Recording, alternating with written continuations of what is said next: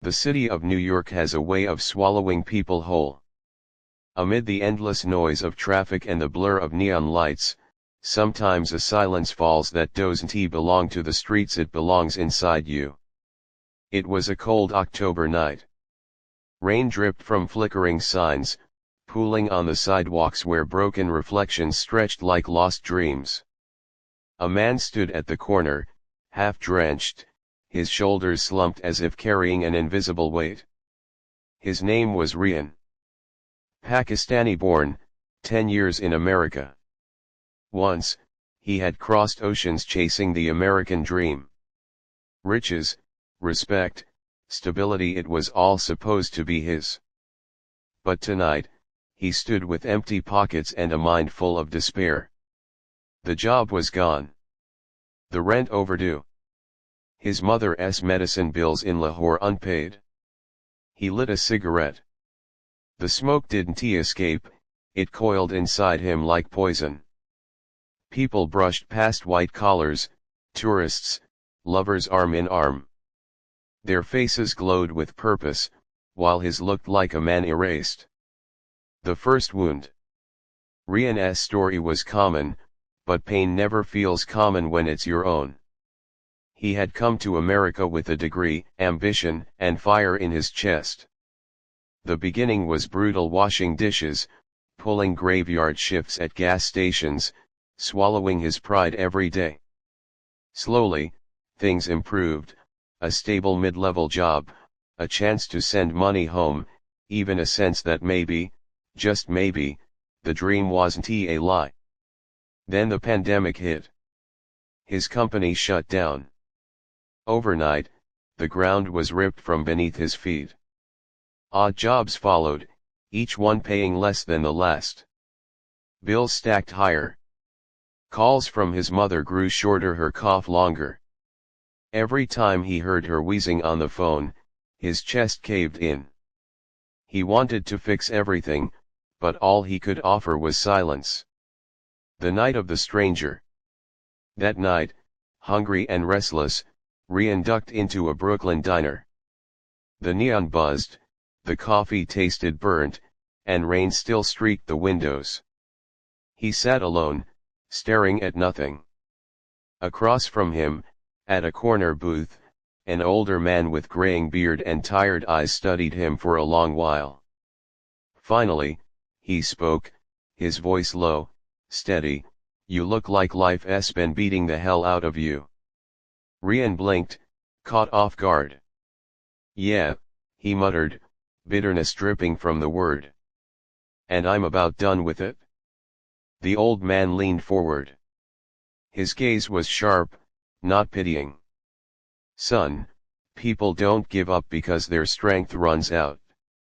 They give up because their reason runs out. Find your reason first, and strength will find you." The words landed heavy, like truth disguised as advice. Rehan frowned. "Easy for you to say." The stranger half smiled, stood, and slid a couple bills under his coffee cup. Then, as he walked past Rehan's table, he paused. "You think I don't know? Years ago, I was ready to end it all. Then one night, my little girl said, 'Daddy, if you quit, what happens to me?' That was the night I found my reason. And I've been walking forward ever since." Without another word, he left, swallowed by the storm of the city. The turning point. Rehan couldn't sleep that night. The stranger's words looped in his mind. He realized he had been drifting, chasing money, chasing approval, chasing everything but a reason. Without a reason, he was hollow. Without a reason, every struggle felt heavier. By morning, something cracked open in him. He pulled out an old photo, his mother, frail but smiling, her hand on his shoulder the day he left for America. He remembered her words that night at the airport, "Beta, never forget you are my pride. Wherever you go, take me in your prayers, and I'll take you in mine." Tears blurred the picture. For the first time in months, Rehan felt more than despair, he felt a flicker of obligation, of love. Maybe that was it? Maybe she was his reason. The climb back. The road back wasn't magical. He didn't suddenly land a dream job. But he moved differently. He started showing up at day labor spots at dawn, taking whatever work came his way: construction, delivery, even cleaning subways. Every dollar saved went straight to his mother's medicine. At night, he studied again: online courses in coding, design, anything that could give him a skill beyond survival. Sleep was a luxury, but he no longer resented the struggle.